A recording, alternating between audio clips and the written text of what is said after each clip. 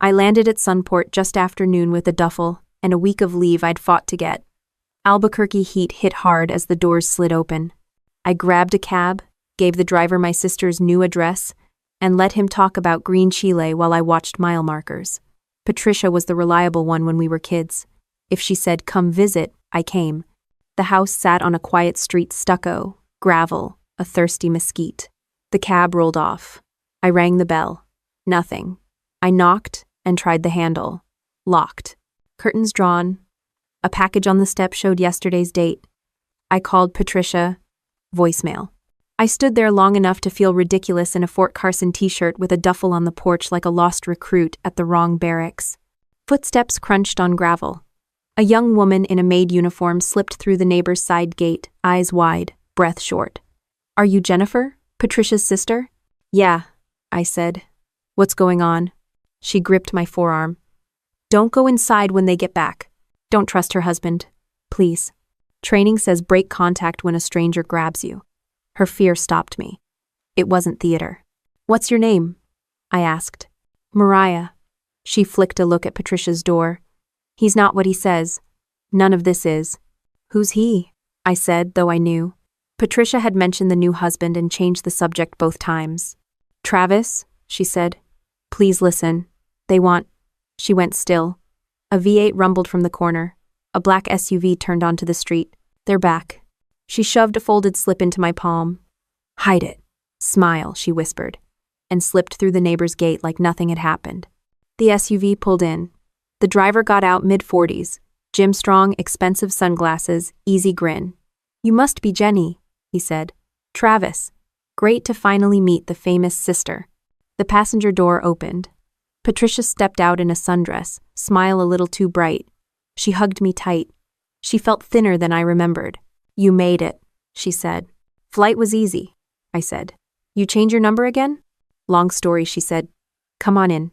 Inside smelled like lemon cleaner and new carpet. Living room staged like a catalog. A wedding photo of Patricia and Travis sat centered on a console. Travis hauled my duffel upstairs like it weighed nothing. I kept the paper folded tight in my hand. "Guest room's this way," he said. "We've had it ready all week." He lingered like a concierge. "You good?" "Good," I said. "Give me 5 to wash up." I locked the bathroom, turned on the faucet, and unfolded the note. 2 lines. Cramped print. "Don't trust him. He's using Patricia. Ask about Desert Ridge." I read it twice, folded it, slid it under my boot insole, and looked in the mirror. Sun already catching my nose. Kevlar line faint on my jaw. Not 19 anymore. Good. Downstairs, Patricia poured iced tea and set out grapes like she was hosting a segment. "You look good," she said, watching my eyes too closely. "How long can you stay?" "A week, maybe more," I said. Travis sat across from me, forearms on the table so I could see the watch and the veins.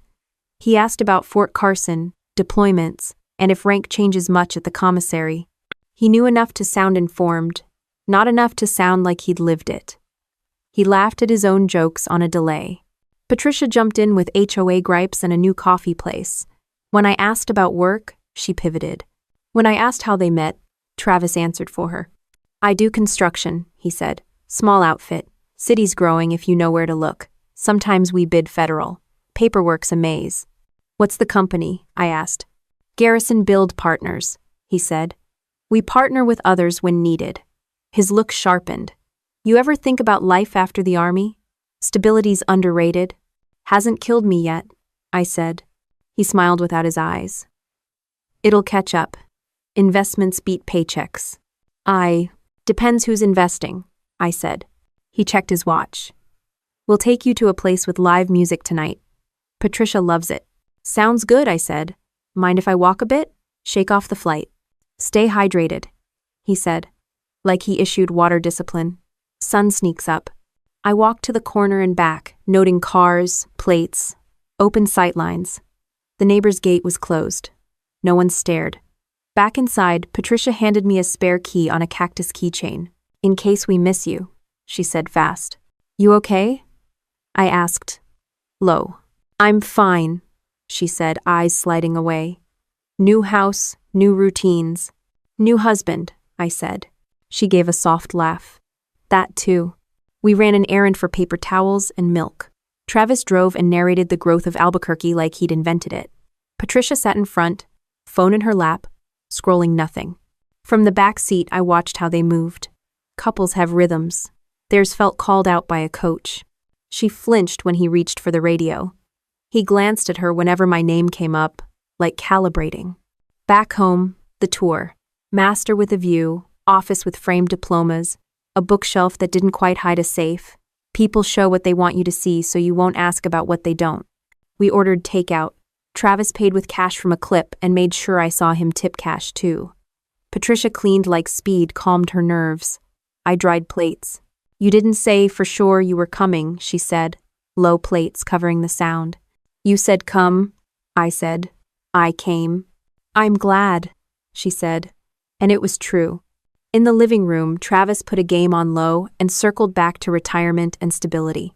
He asked twice if I'd considered moving back. I said my orders weren't a group project. He laughed too loud and called me funny. My phone buzzed with a text from a buddy. I replied, in town a bit, call later. No details. I keep lanes separate until I can't. Patricia said she needed a shower. Travis said he had emails. I went upstairs. I pulled out the note again. Don't trust him. He's using Patricia. Ask about Desert Ridge. I opened my laptop, typed, Desert Ridge, Albuquerque construction, and deleted it. I don't search sensitive terms on a network I don't control. I took a small notebook paper, doesn't ping towers, and wrote, Desert Ridge, who owns it? Patricia? What debt? Travis, why me? The hallway was quiet. Downstairs, a door clicked. I slid the note back under my insole and laced my boots. I looked in the mirror, chin level, eyes open. The same posture that gets you through briefings works fine in a kitchen where everyone is pretending. From the stairs, Travis's voice floated up, cheerful, asking if we should make a reservation or just show up. Patricia said either was fine, voice trying to sound normal. I checked the time, pocketed the key, and headed down with a simple plan. Smile, listen, and ask Patricia one clear question the first moment we were alone. The restaurant Travis picked had string lights draped across a patio and a band playing cover songs for tips. He acted like the mayor, shaking hands with the host, telling the bartender he'd bring the whole family next week. Patricia smiled politely and nodded at everything he said, the way people nod when they're afraid not to. I kept my jacket on even though the desert night was warm. A folded napkin in the pocket carried that weight of the note under my insole, and I wasn't about to let my guard down. The server came by, asked about drinks. Travis ordered a bottle of wine, mid-range, but loud enough so the table next to us could hear he knew what he was ordering. Patricia asked for water. I stuck with a beer, the kind you can nurse for an hour without anyone noticing. The food arrived: fast steak for Travis, grilled chicken for Patricia, burger for me. He launched into a monologue about his company's latest contract, a big renovation, near Desert Ridge Mall. The name hit me like a slap. I lifted the beer, hid my expression, and let him keep talking.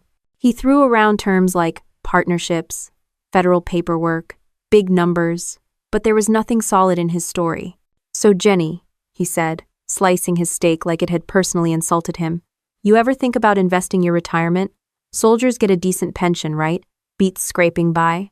I'm still in, I said. Retirement's not my daily worry. Planning ahead never hurt anyone, he said with that salesman's smile.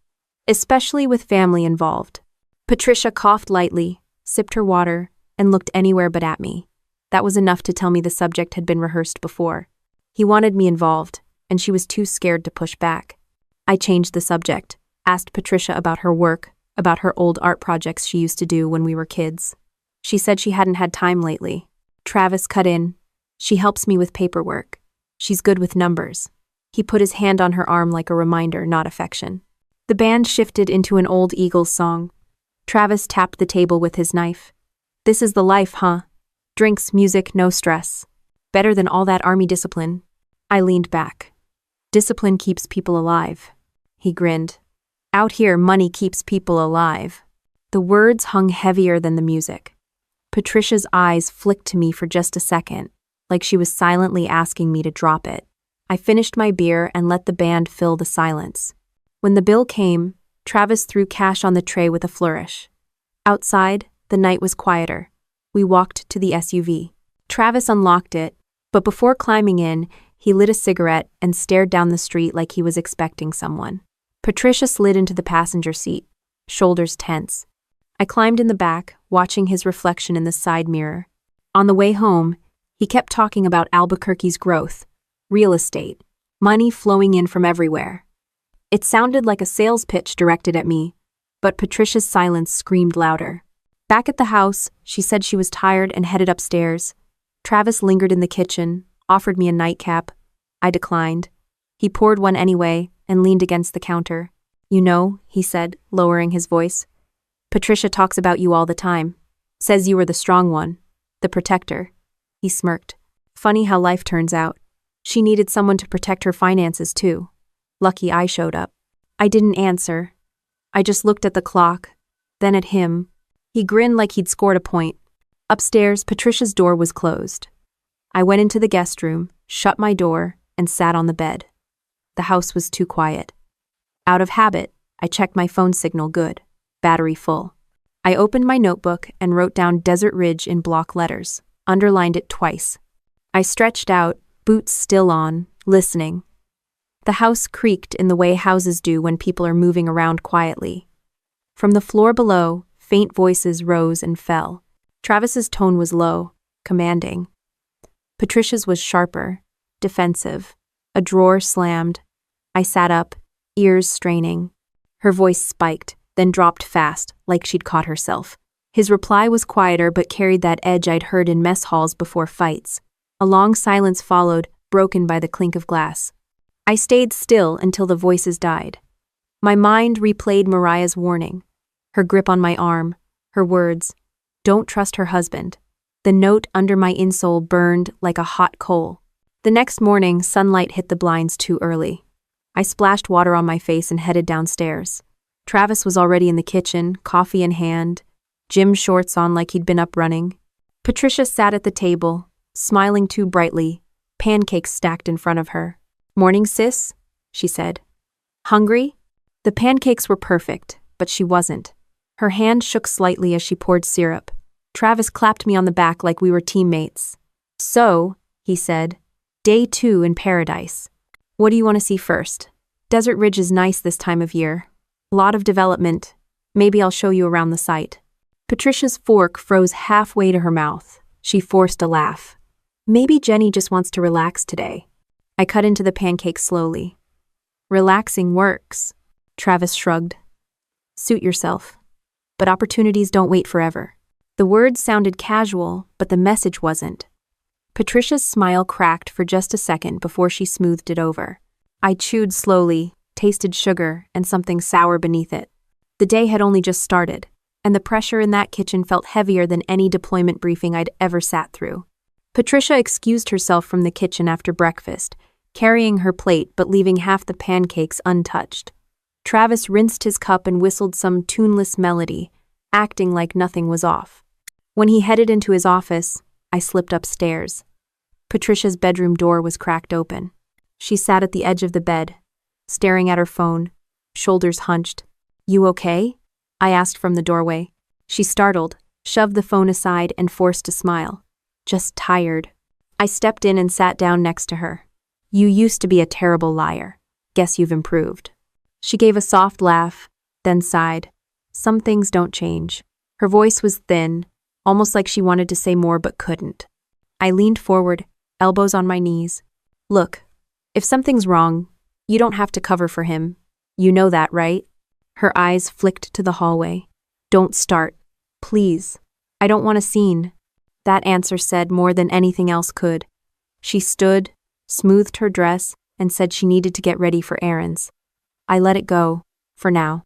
Back in the guest room, I opened my duffel and slid out my notebook. A page already carried the word Desert Ridge in heavy strokes. I added Patricia, anxious, Travis, control freak.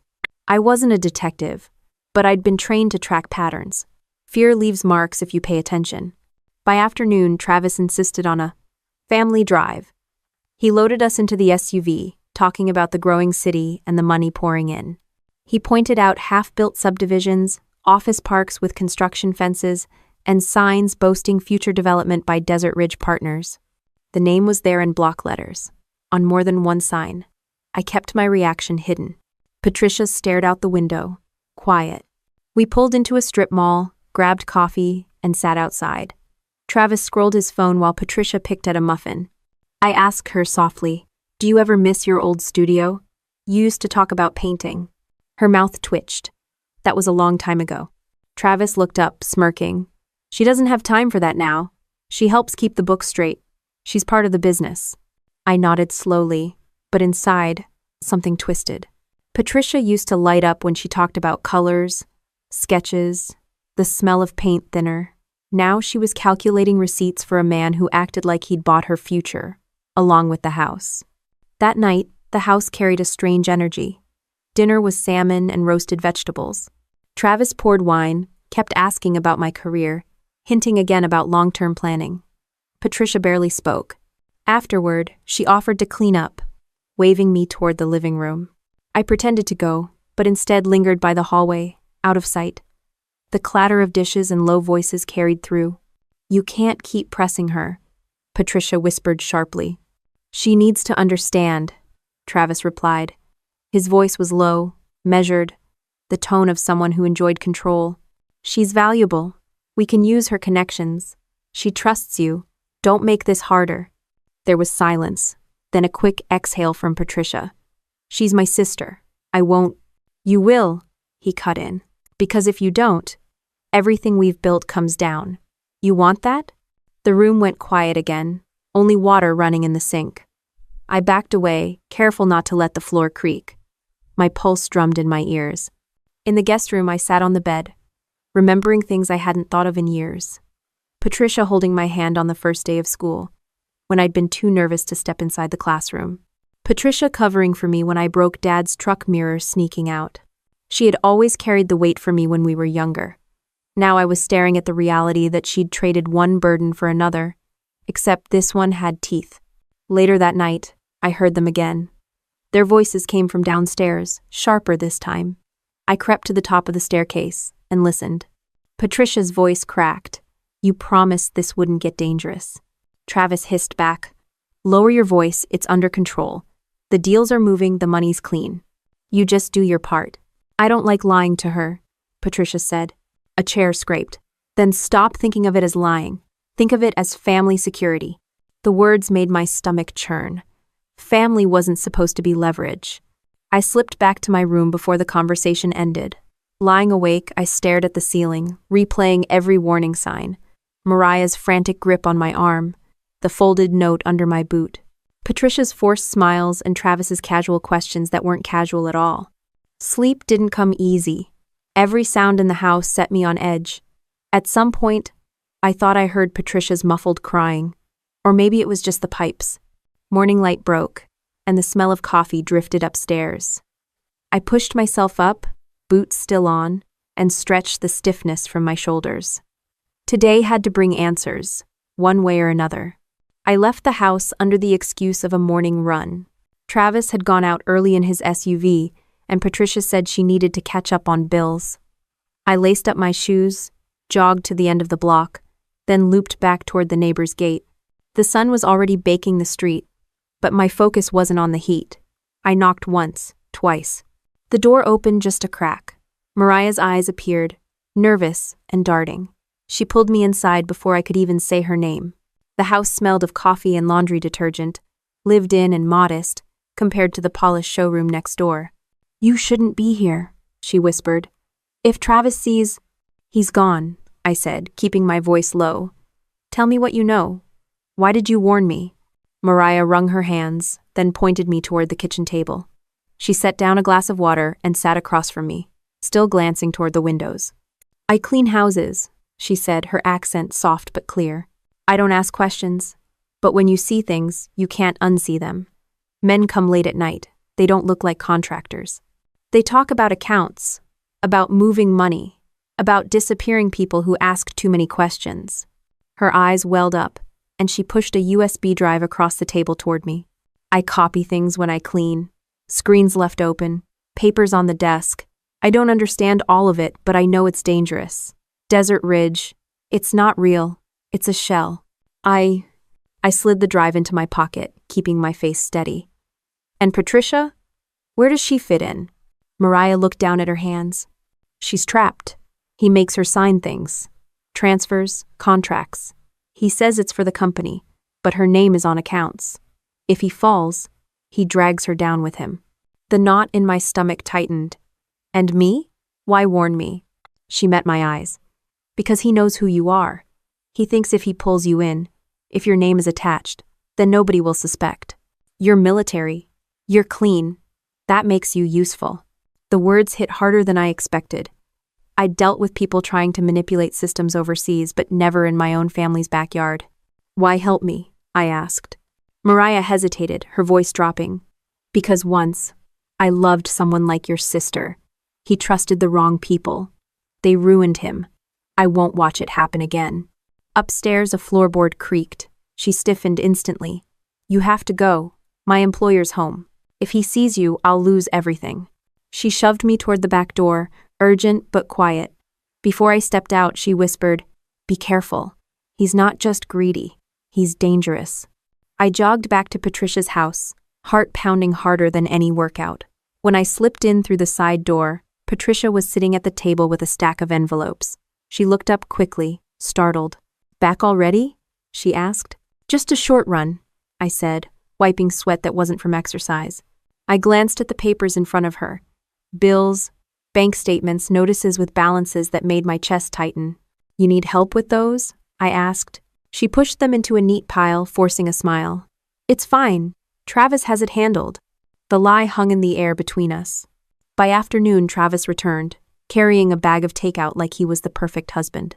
He slapped it on the counter and said, Dinner's on me tonight. His eyes flicked to Patricia, then to me, gauging reactions. We ate in the living room, the TV on low. Between bites of tacos, he leaned toward me. You ever think about doing something different with your career? Something that pays better than the army? I do fine, I said. Sure, but imagine combining discipline with opportunity, he said. With the right backing, you could be sitting on a gold mine, family working together, no limits. Patricia stared at her plate, not touching her food. Her hands trembled just enough for me to notice. Travis grinned at me like we were already partners. I've got projects coming up, federal contracts, safe money. All I need is the right people I can trust. His choice of words was sharp trust. In the army, trust meant life or death. In his mouth, it sounded like a trap. Later, when Patricia excused herself to bed, Travis leaned closer on the couch. His voice dropped. Look, Jenny, I know you're sharp. I'm offering you something real. Security. Profit. Family doesn't have to just scrape by. Think about it. I kept my expression neutral. I'll think about it. He slapped my shoulder like we'd just sealed a deal, then headed upstairs. Alone in the guest room, I closed the door, pulled the USB from my pocket, and stared at it. Proof was inside. Proof of whatever he was tangled in. Proof that could bury him or Patricia if she kept signing her name to his schemes. I slid it deep into my bag, then wrote in my notebook, Mariah USB, Patricia's name on accounts. He wants me in. The walls felt thinner that night. The house breathed differently, like it knew secrets were shifting inside it. Downstairs, I heard Travis laugh at something on his phone. Upstairs, Patricia moved quietly, like a ghost in her own home. I lay back, boots still on, eyes wide open in the dark, listening to every sound, waiting for the next crack to appear. The next morning, Patricia was already in the kitchen, hair pulled back, eyes red like she hadn't slept. A pile of envelopes sat in front of her again, only this time she didn't bother hiding them when I walked in. She was staring at one in particular, gripping it so tightly her knuckles were white. You want coffee? She asked, voice shaky. I'll get it, I said, reaching for the pot. I poured 2 cups, set one in front of her, and pulled out the chair across from her. What's in the letter? She shook her head. It's nothing, just bills. I leaned forward. Patricia, don't do that with me. We didn't grow up lying to each other. She bit her lip, glanced toward the hallway like she expected Travis to appear any second. You don't understand. Then make me understand, I said softly. Her eyes filled, and she pushed the envelope toward me. It was a hospital bill nearly 6 figures. I flipped through the stack. More statements. Debt collectors. Interest piling up like sand in a storm. I didn't have insurance, she said, voice breaking. After Dad died, I couldn't keep up. When I got sick, the bills kept coming. Then Travis showed up. He paid some off, said he'd take care of me. I thought he was saving me. But now he's using it against you, I said. She nodded, tears spilling. He says if I ever leave, he'll make sure I'm ruined. He'll make sure everyone knows I signed the accounts. He has documents with my name. I don't even know what half of them mean. But he says if anything happens, I go down with him. I felt a cold anger burn through me. Patricia, you don't owe him your life because of debt. That's not saving you. That's trapping you. She wiped her face with the back of her hand. You don't know what he's capable of. He has people, men who come by. They're not just business partners. He doesn't say it out loud, but I hear things. They talk about shipments, about cash. If I cross him, he'll bury me. I wanted to tell her I could handle it, that I'd seen worse overseas, but this wasn't a war zone with clear uniforms and rules of engagement. This was my sister's kitchen, and she was shaking because the man she married had built a cage out of hospital bills and fake promises. Listen to me, I said. You are not alone in this. If he thinks he can scare you into silence, he hasn't met the side of me that doesn't quit. 1. Patricia looked at me with a mix of hope and fear. Jenny, please. I don't want you pulled into this. If he thinks you're against him, I cut her off. He already sees me as part of it. He's been pitching me since I got here. He wants me involved because he thinks I'm clean. He's wrong. She buried her face in her hands. I wish I'd never met him. I reached across the table, pulled her hands down so she'd look at me. Then let's start undoing this. One piece at a time. Bye. Her lips trembled. You don't understand how tight his grip is. Then show me, I said. Show me what he's got you tied to. Let me see the papers he made you sign. She hesitated, then went to the closet under the stairs. From behind a box of old photo albums, she pulled out a locked file bag. She unzipped it with trembling hands and spread the contents on the table. Contracts, bank statements, wire transfers, half of them stamped with Desert Ridge's name. I flipped through quickly. Her signature was everywhere. He'd made her the paper front for his dirty money. I whistled low, shaking my head. Patricia, this isn't just debt, this is liability. If this blows up, he'll walk away, and you'll be the one in handcuffs. Her face went pale. That's what I'm afraid of. I stacked the papers back into the bag. Then we get ahead of it. He doesn't get to write your ending. Not this time. She grabbed my hand, squeezing like she was drowning. I don't know if I'm strong enough. And oh, I squeezed back. You were strong enough to raise me when Dad was gone. You were strong enough to survive everything life threw at you. You're strong enough now. You just need someone in your corner again. For the first time since I'd arrived, her eyes softened, like she remembered the little sister who used to trail behind her down dusty sidewalks. But then the garage door rumbled open, and the look vanished. She shoved the bag back into the closet, wiped her face, and forced a smile as Travis walked in carrying groceries. Look at you two, he said, grinning like he owned the room. Catching up, huh? Patricia nodded too quickly. Just talking about old times. Travis set the bags on the counter, his eyes flicking between us. Good. Family should stick together. That's how you build something that lasts. I felt Patricia's hand brush against mine under the table, a silent plea to keep quiet. I leaned back, forcing a smile. Yeah. Family should stick together. Travis chuckled, pulling out steaks from the bag. Tonight we eat good. Nothing beats prime cuts on the grill. Jenny, you're in for a treat. He winked like this was all just suburban bliss. But I caught Patricia's glance, saw the fear hiding behind her smile, and I knew the truth was already spilling out whether Travis realized it or not. As the smell of grilling meat filled the house, I kept my face neutral, but inside, every instinct screamed louder. The trap was real, the stakes were higher than I'd guessed, and the only way to keep Patricia from sinking deeper was to step straight into the storm with her. That night, when the house finally went quiet, I sat on the edge of the guest bed with the file bag heavy in my lap. Patricia was asleep down the hall or pretending to be, and Travis had retreated to his office with a glass of bourbon and his laptop glow seeping under the door. I flipped through page after page, the details messy but the pattern clear. Shell accounts, payments that didn't match services, money funneled through Desert Ridge with Patricia's name stamped like a target. I needed backup. I pulled out my phone and scrolled to Mike Donnelly's contact. We'd served together before he'd traded fatigues for a badge in Colorado Springs. If there was anyone who'd give it to me straight, it was him. I texted first, "You awake?" His reply came quick. "For you? Yeah. What's wrong?" I called. He answered on the first ring. "Jenny," he said, "you sound like you're sitting on a landmine." "Not far off," I said, keeping my voice low. "I'm in Albuquerque with my sister. She married a guy named Travis. He's tied to a company called Desert Ridge. Ever heard of it?"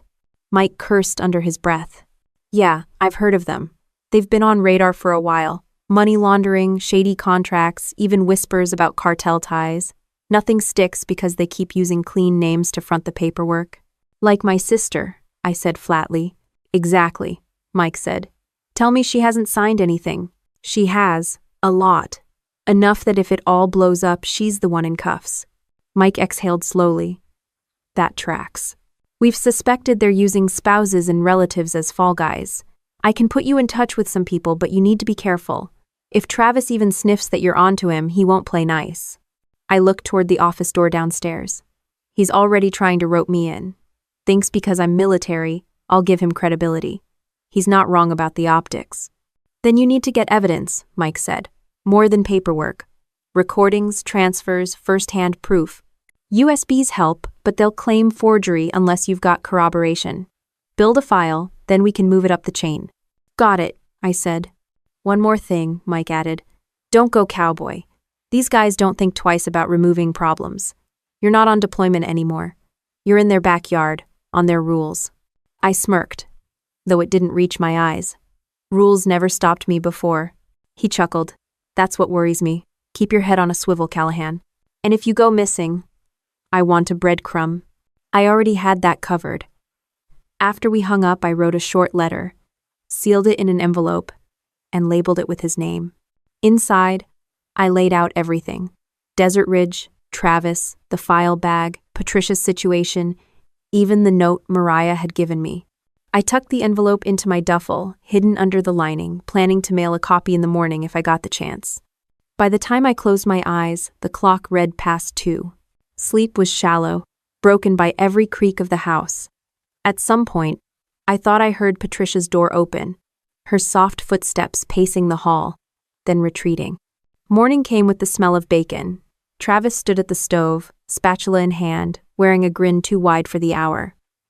"Look at this," he said, like he was hosting a cooking show. "Family breakfast, that's how we keep strong." Patricia set plates, her smile stiff. I sat down, watching Travis flip bacon with the ease of a man who thought control extended to every detail. "So, Jenny," he said, sliding eggs onto my plate, "talk to your army friends lately?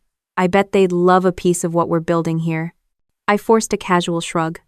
"We mostly talk about football and busted knees." He laughed. "Well, when you're ready for real conversations, you know where to find me." Patricia's fork scraped her plate. She didn't look up. After breakfast, Travis announced he had meetings, left in his SUV, and the air in the house shifted like someone had opened a window. Patricia sat across from me, staring at her untouched food. "You were on the phone last night," she said quietly. "I heard you." I met her eyes. I called Mike. "Old army buddy. He's a cop now. He knows about Desert Ridge." Her hands trembled. "You shouldn't have if Travis finds out." "Then he finds out," I cut in. "Patricia, you're drowning, and he's the one holding your head under. We can't play defense anymore. We need to push back." Tears welled in her eyes, but she nodded faintly. "What do we do?" I leaned in. "We gather everything. Every contract, every conversation, every slip he makes. We build enough that no one can ignore it. And we make sure if anything happens to me or to you that evidence doesn't disappear." Her lip trembled, but she reached across the table and gripped my hand.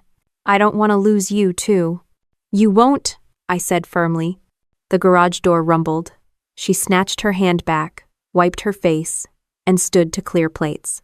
Travis walked in, all smiles, holding a box of new tools like it was Christmas. "Thought I'd get some work done around the house," he said.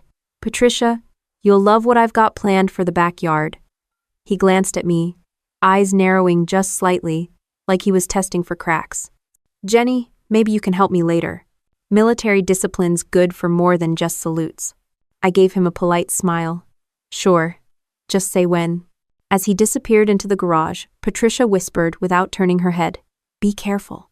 Her warning echoed louder than the sound of tools hitting the workbench. I tucked it away, along with Mike's advice, knowing the next move wasn't about patience anymore. It was about setting the trap before Travis realized one was already closing around him.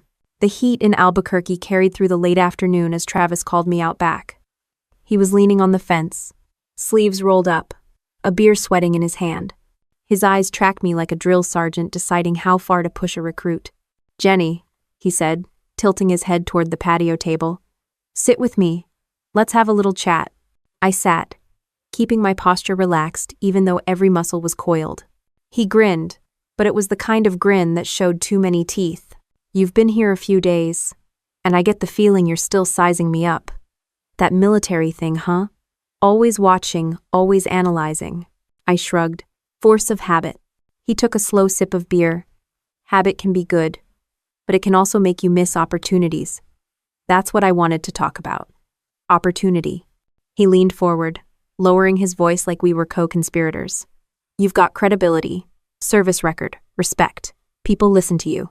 Combine that with what I've built, and we could really expand this family operation." My lips twitched into something between a smirk and a sneer. "You mean laundering money and hiding assets?" His grin didn't falter. "That's a pretty rough way to phrase it. I'd say diversifying income streams. Look, I know you're loyal to your sister. I respect that. But loyalty and money don't have to fight each other. You could have both." I leaned back, arms crossed. "You trying to buy me?" Travis chuckled. "Not buy. Invite. You've given your life to the army. What's it given you back? A pension check and bad knees? You can keep living by the book while people like me write the book." The smugness in his tone hit me harder than the beer stench on his breath. He wanted me to fold, to take his offer like it was a gift instead of a leash. "What about Patricia?" I asked.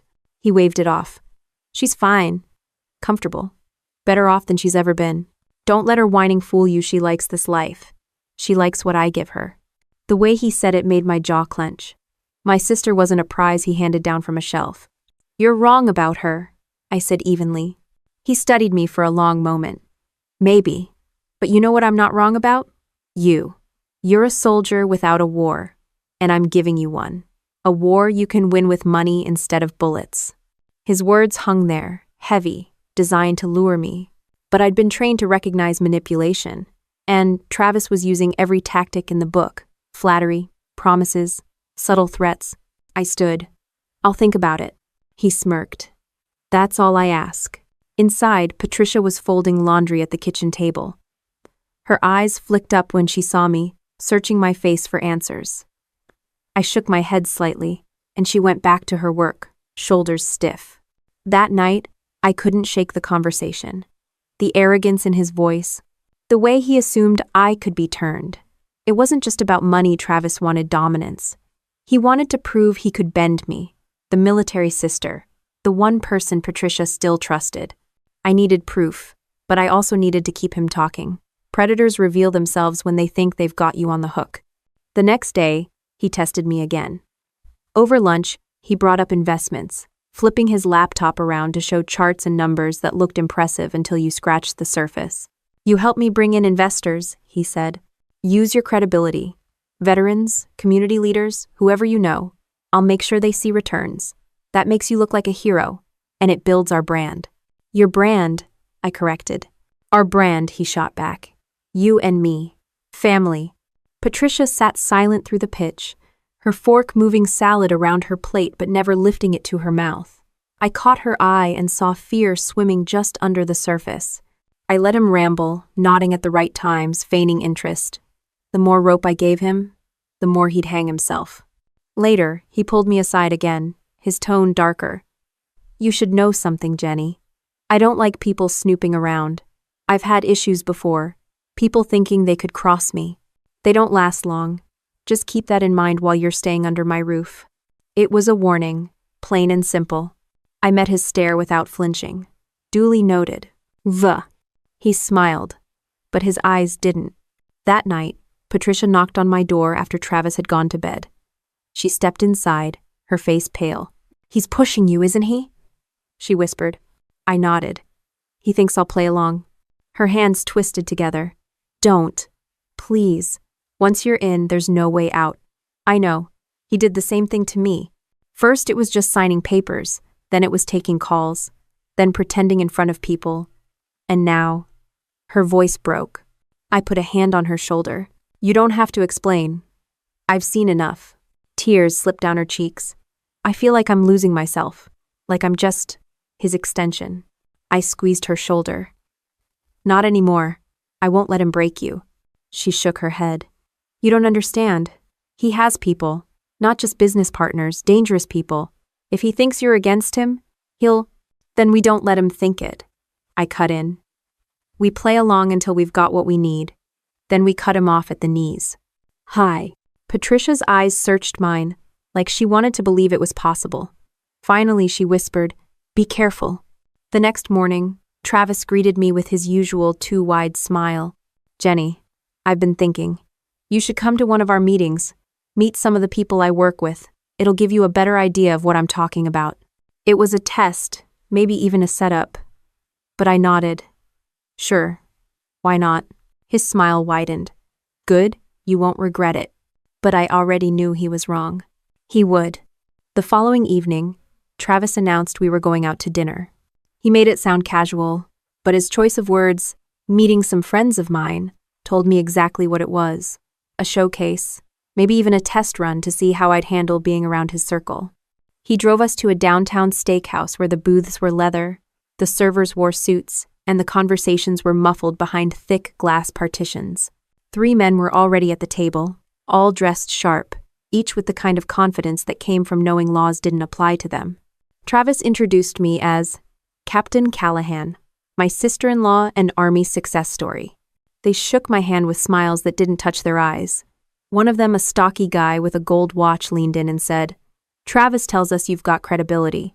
That's rare these days. People trust you." I kept my tone flat. Credibility isn't for sale. They laughed like I'd told a joke, but the look Travis shot me was razor sharp. Dinner went on with wine, steaks, and talk about projects that weren't projects at all, just coded language for deals, accounts, and money movements. Patricia sat silent beside me, eyes low, hands folded tight in her lap. She looked like she wanted to disappear. When dessert came, Travis clapped me on the back. "Jenny here still needs convincing. She's got that Army discipline hard to break, you know?" The men chuckled. I smiled thinly but memorized every phrase, every name dropped. Back at the house later, Patricia caught me in the hallway. "Did you record any of it?" she whispered. I shook my head. "Not tonight. Too risky. But I memorized details." She pressed a small flash drive into my hand. "Maria gave me this. She said it's more documents, emails, bank transfers. I didn't want to keep it in my room." Travis snoops. I tucked it into my pocket. Good call. The next morning, while Travis was out, I slipped into his office under the excuse of looking for a notepad. His desk drawers were locked, but his laptop wasn't. The password was a weak attempt at cleverness. His initials and birth year. I'd cracked tougher codes in half the time. Once inside, the screen was a goldmine: PDFs of contracts, spreadsheets with coded transactions, even scanned IDs. I copied as much as I could onto a clean USB I'd brought. Every click felt like a drumbeat in my ears, but the risk was worth it. Halfway through, footsteps creaked in the hallway. I yanked the drive, shut the laptop, and slid into the chair just as Patricia poked her head in. "You scared me half to death," she whispered. "Then we're even," I muttered, my pulse still racing. By afternoon, I had both drives hidden deep in my duffel bag, wrapped inside a rolled-up uniform shirt. Travis strutted around the house like a man with nothing to lose, humming to himself, bragging about how the city council was in his pocket. That night, I excused myself early and locked the guest room door. With headphones on, I opened the files. It was worse than I'd imagined: offshore accounts in the Cayman Islands, transfers in the millions, shell companies under Patricia's signature, and detailed logs of cash pickups tied directly to Desert Ridge properties. And then I saw my sister's name stamped again and again as treasurer or co-signer. Patricia hadn't been exaggerating. She was the fall guy, preloaded and ready to take the fall if the empire collapsed. I made 3 sets of backups, one for Mike, one for my lawyer in Fort Carson, and one hidden in my personal gear. Then I wrote a second letter, this time to Patricia's old college friend she still trusted, just in case both of us vanished. The next morning, Travis cornered me in the kitchen. "So, what did you think of the guys?" I sipped my coffee, keeping my face unreadable. "They're polished. Dangerous. Not my type of people." He smirked. "Dangerous is good. It keeps people sharp." I didn't answer. I'd learned long ago that silence can cut sharper than words. Later that day, Patricia and I slipped away under the excuse of running errands. Instead of heading to the grocery store, we drove to a small park on the edge of town. She pulled over, killed the engine, and gripped the wheel like it was her lifeline. "I can't breathe in that house anymore," she whispered. "You don't have to," I said, handing her a copy of the files I'd made. "This is proof. If anything happens, you give it to Mike or to the police. Don't think, just hand it over." She looked at the folder like it was radioactive. "If he finds this, then hide it where he'll never look. Somewhere stupid. Like inside a cereal box or behind the laundry detergent." A faint smile broke through her fear. "You always were good at hiding things." We sat in silence for a moment before she asked, "Jenny, do you think we can actually stop him?" I met her eyes. "I don't think, I know. But we need to keep playing along until the right moment. If we tip our hand too soon, he'll bury us both." And retend. That night, Travis paced the living room, phone glued to his ear. His voice was sharp, angry. "I don't care what it costs, just make sure the transfer clears. No, I don't want excuses, handle it." Patricia and I exchanged a glance. He was slipping. Pressure was mounting, and cracks were starting to show. After he stormed off to his office, I whispered to Patricia, "This is it. We just need one more piece, something direct, something with his voice tying himself to the deals."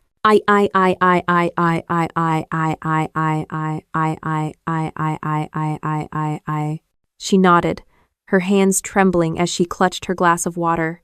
As I climbed the stairs later, I could feel the noose tightening, not around me, but around Travis.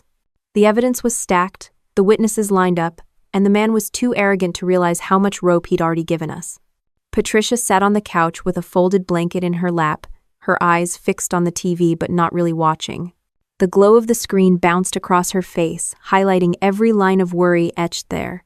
I set a glass of water down on the coffee table and sat across from her. She didn't look up. "Patty," I said, my voice low, steady. "We can't keep pretending nothing's happening. I know what Travis is doing, and I know what he's dragging you into." Her hands tightened around the blanket. "Don't, Jenny. Please, if he hears us." "He's in his office," I cut in. "Door closed, music on, he won't hear. You need to be honest with me. All of it." She finally turned her head, eyes wide and wet. "You think I wanted this? You think I asked for it? He promised to take care of me. He promised we'd be safe. After Mom and Dad's medical bills, after everything fell apart, I thought I deserved a little peace." I leaned forward. "And instead, you got a prison." Patricia's lip trembled. "I signed papers I didn't understand. At first, it was small things, tax forms, contracts. He said it was just part of his business. Then bigger ones. He told me if I didn't, creditors would come after us, that we'd lose the house. I believed him. And now," she broke off, her voice cracking. I slid a folder across the table. "I've seen the files. You're not just involved. You're the centerpiece. Your name is on every transaction. If the feds move in tomorrow, they'll see you as the mastermind." Her face went pale, and the blanket slipped from her hands onto the floor. "Oh my God. Now, you're not powerless," I said. "You can still step out of this. But you have to choose. Him or your life." She pressed her palms into her eyes. "He won't let me. He'll never let me walk away." "Then I'll make him let you," I said flatly. Patricia dropped her hands, staring at me. "You don't understand what he's capable of. You're not here when he loses his temper. You don't see the look in his eyes." I didn't flinch. I've seen men like him before. Uniform or no uniform, They all crumble when they realize their control is gone. But I can't fight for you if you're still fighting for him.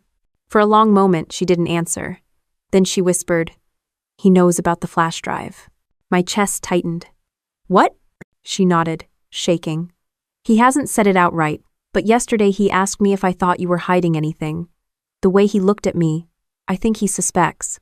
I forced my breathing steady. "That means we don't have time." Patricia's hands gripped mine across the table. "I don't want to lose you, Jenny. You're all I have left." "You won't lose me," I said, squeezing back. "But you need to decide right now. Are you with me, or are you with him?" Her eyes searched mine, desperate, torn. Finally, she whispered, "With you." The relief that washed over me was heavy, but there was no time to dwell on it. I leaned closer. "Then you need to be ready. He's going to push harder. He'll test you, test me, maybe even corner us. But we have the upper hand proof, allies, and each other. He only has fear." Patricia nodded slowly, wiping her face with her sleeve. For the first time, I saw something stronger than fear in her eyes. Resolve.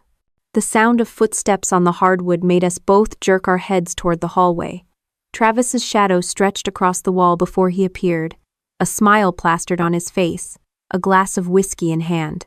"Well," he said smoothly, "this looks cozy." Patricia froze, her knuckles white around the armrest. I kept my posture loose, forcing a casual smile. "Just catching up, sisters do that." He studied us for a beat too long, then took a slow sip. "Good. Family should be close, especially when there's so much at stake."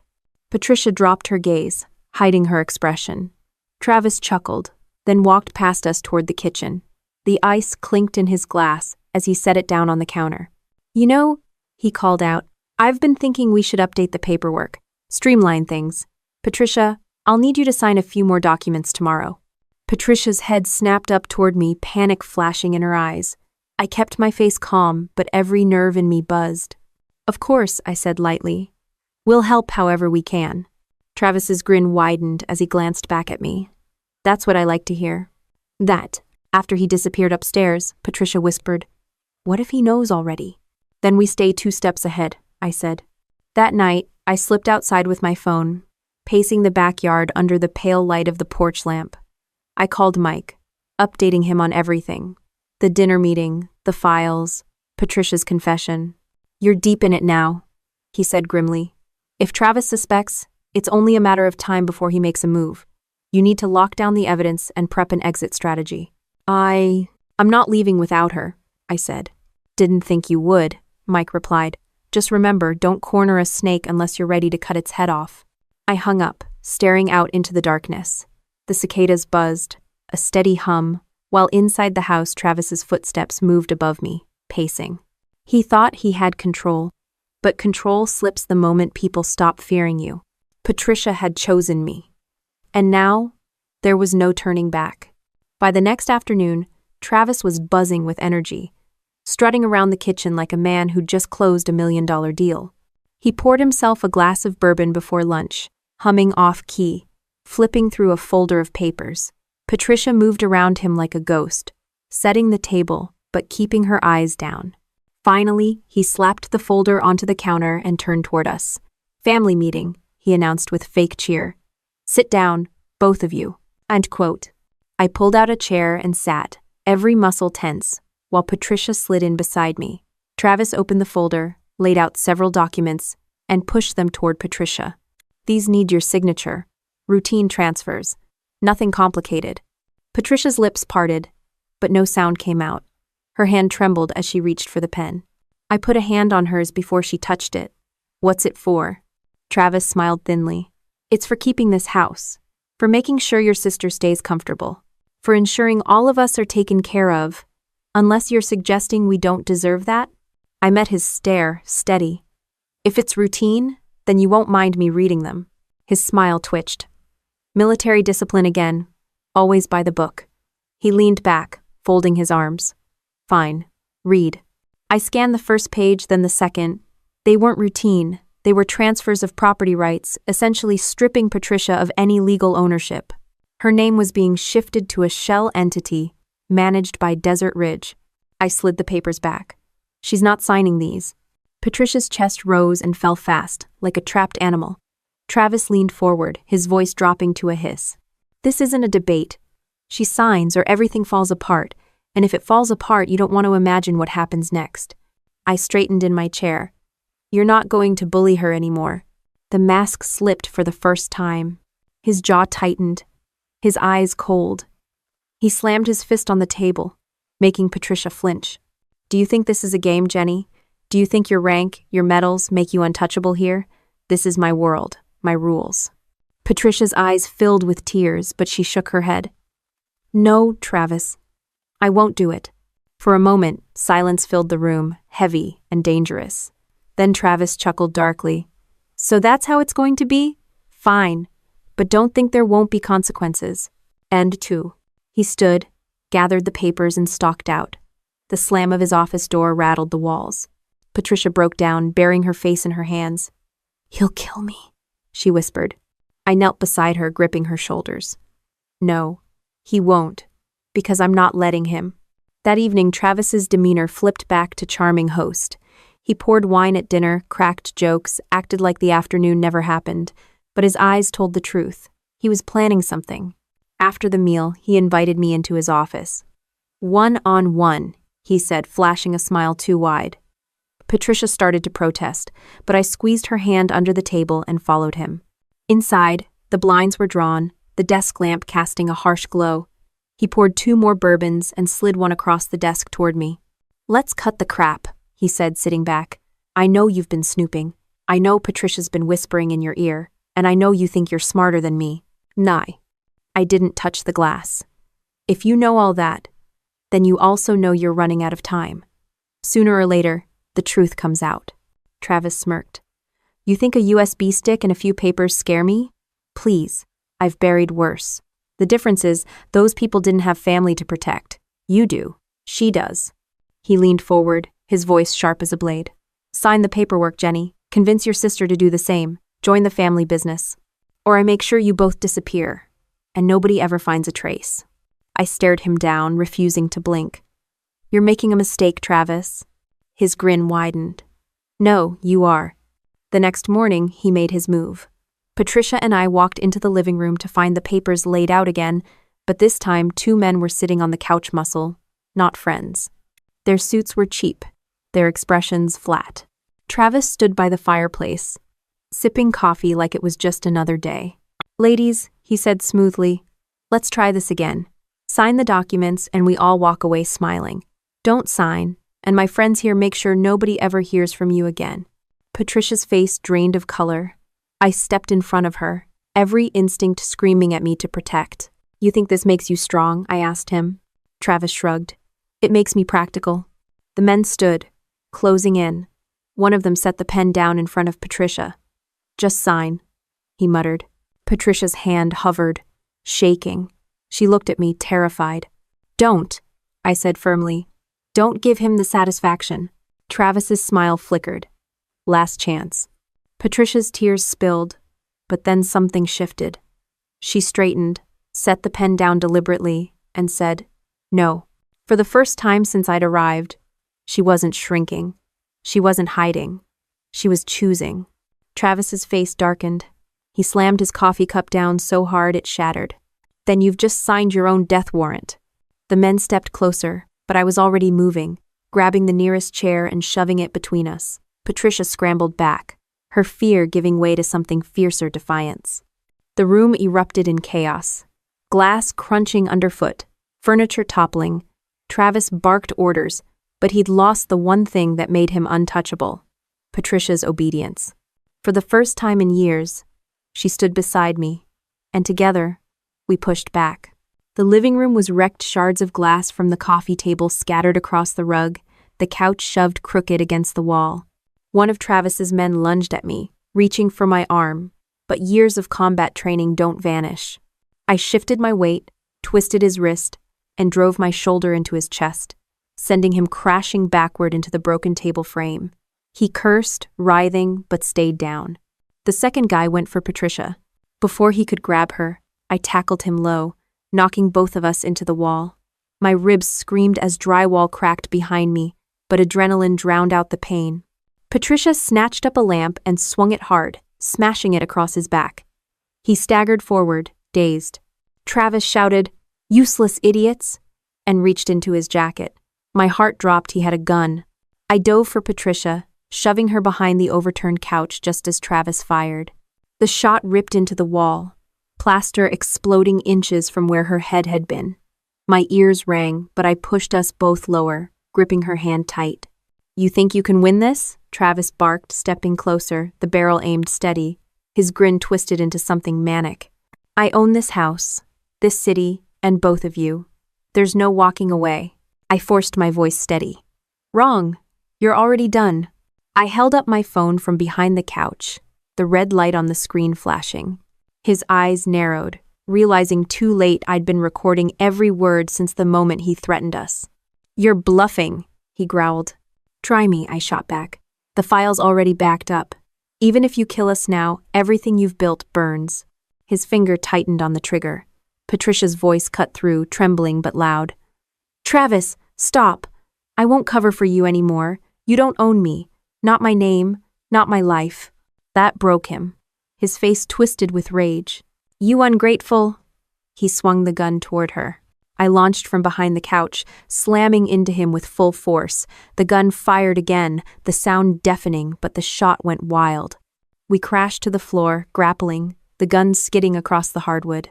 He fought dirty, clawing and striking, but I'd trained for worse. I drove my knee into his chest, pinning him down, my hand gripping his wrist until his knuckles cracked. He howled, thrashing, but I leaned in close. "You picked the wrong sister to underestimate." Patricia darted out from behind the couch, snatching up the gun. For a second, her hands shook so bad I thought she'd drop it. Travis froze, staring up at her, his bravado slipping into something else, fear.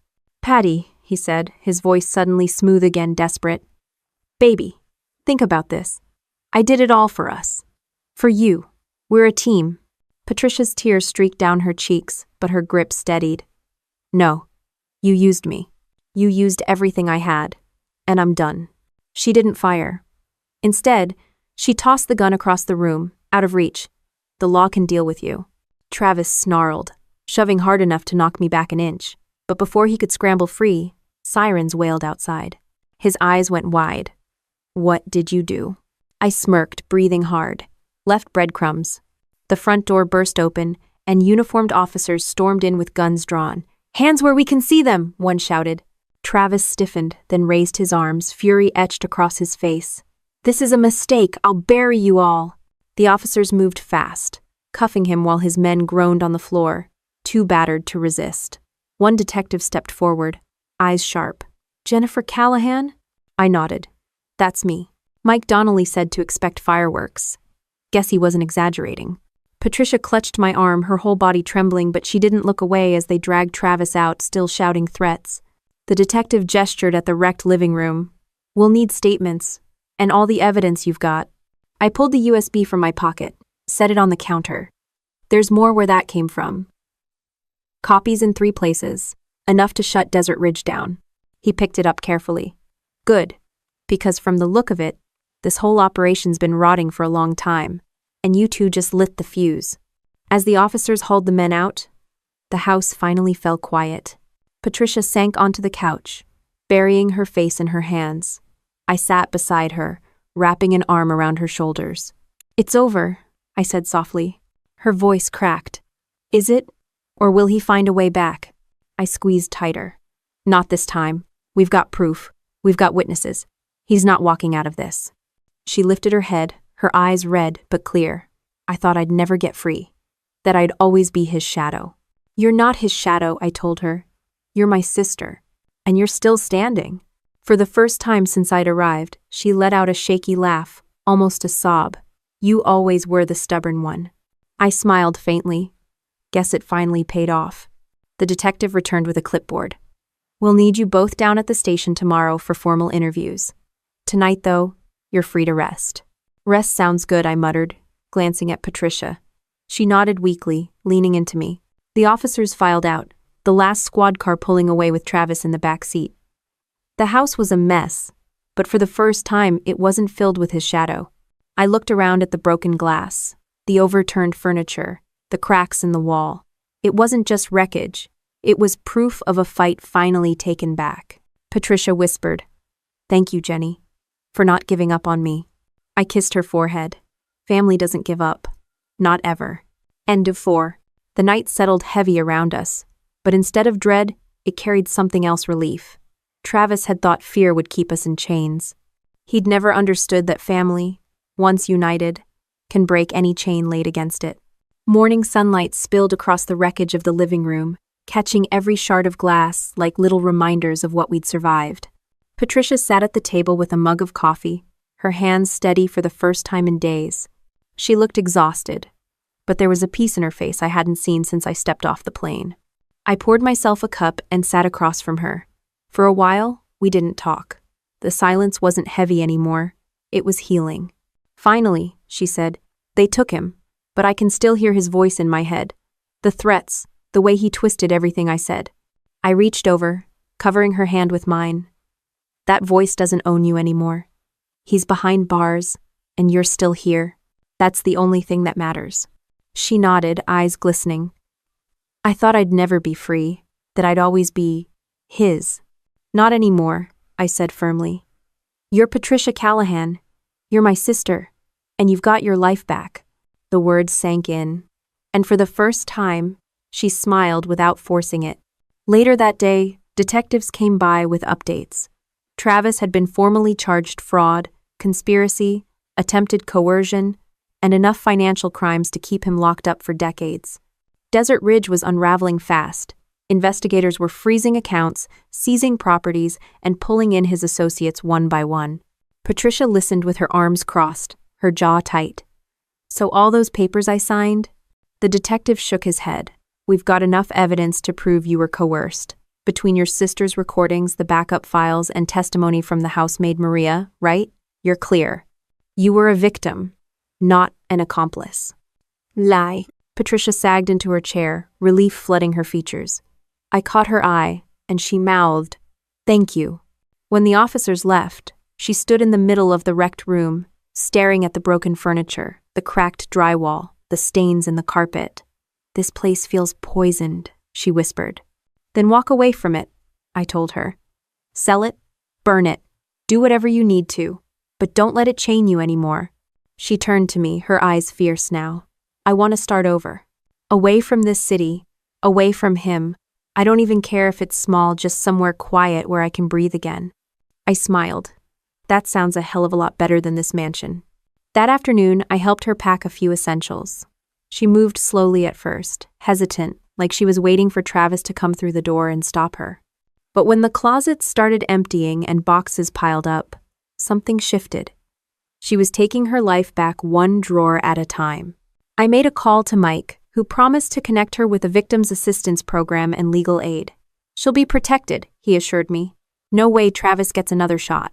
When I told Patricia, she burst into tears, hugging me tight. "I don't deserve this, not after everything I ignored." I held her close. "Yes, you do. You made mistakes, but so did I. I should have seen it sooner, should have come earlier. But none of that matters now. What matters is you're free." End quote. That evening, we sat on the porch with takeout boxes on our laps, watching the sky fade into shades of orange and purple. Patricia leaned back in her chair, chewing quietly, then said, "Do you ever regret it? The army? All the sacrifices?" I thought about it. The deployments, the years lost, the injuries that still ached when the weather changed. Sometimes. But not the people I served with. Not the loyalty. That's what got me through everything. Loyalty's what brought me here. End quote. She smiled faintly. "You always put loyalty first, even when I didn't deserve it." I shook my head. Family isn't about deserving. It's about being there. And no matter what Travis tried to do, he couldn't break that. Her eyes welled up again, but this time she didn't look away. She let the tears fall, cleansing, quiet. The next morning, she signed over authority to her lawyer to handle the property and debts. She handed me the keys to the mansion like they were nothing more than scraps of metal. "I don't want to step foot in that place again," she said. We drove out of Albuquerque in my rental, the desert stretching wide and endless around us. Patricia rolled down the window, the hot wind whipping through her hair. For the first time, she laughed free, unguarded. It was the sound of chains breaking. 2 weeks later, we stood together in Fort Carson, the mountain air crisp and cool. She'd rented a small townhouse near downtown, modest but warm, a fresh start. I carried boxes inside while she unpacked dishes, humming softly to herself. When we finished, she leaned against the counter, wiping her hands. "It's not much, but it feels like mine. Not his. Mine. That's all that matters," I said. She nodded, her smile steady. "You saved me, Jenny. I don't know how to ever repay you." I grinned. "You don't, just live. That's the only repayment I want." No. That night, we sat on her balcony, looking out over the city lights. Patricia sipped tea while I nursed a beer. She turned to me, her face calm, her voice strong. "You know, all those years he made me feel like I was nothing, that my life only had value through him. But standing here now, I feel too whole again. And it's because of you." I shook my head. "It's because of you. You stood up to him. You said no. You took back your life. I just stood by you, like you always stood by me when we were kids." She laughed softly. "I guess we're even now." The air grew quiet, peaceful. I thought back to everything, the warnings, the threats, the chaos, and I realized something important. This wasn't just a story about taking down Travis. It was about proving that loyalty, real loyalty, isn't bought or bullied. It's earned, it's fought for, and it endures. I leaned back, letting the cool night air fill my lungs. "Family is the one oath that lasts longer than any uniform," I said aloud. Patricia smiled at me, her eyes shining. "Chains can be broken." I nodded, raising my bottle. "Damn right they can." And with that, we sat in silence. The past behind us, the future finally open, the bond between sisters stronger than any chain a man like Travis could ever forge. Looking back on it now, I realized the fight with Travis wasn't just about money or contracts. It was about control. He thought fear could keep us chained, that intimidation could erase family loyalty. He was wrong. Patricia found her voice again, and I stood by her the way she once stood by me when we were kids. That's what family does. We endure, we fight, and when the world tries to break us, we remind it that blood runs deeper than fear. Family revenge stories like ours aren't really about payback. They're about reclaiming what was stolen, about protecting the people we love when no one else will. This wasn't a victory for me as a soldier. It was a victory for us as sisters. And in the end, that bond proved stronger than Travis, stronger than Desert Ridge, stronger than every chain they tried to lock around us. Because family drama may tear us apart, but true family will always fight to put the pieces back together.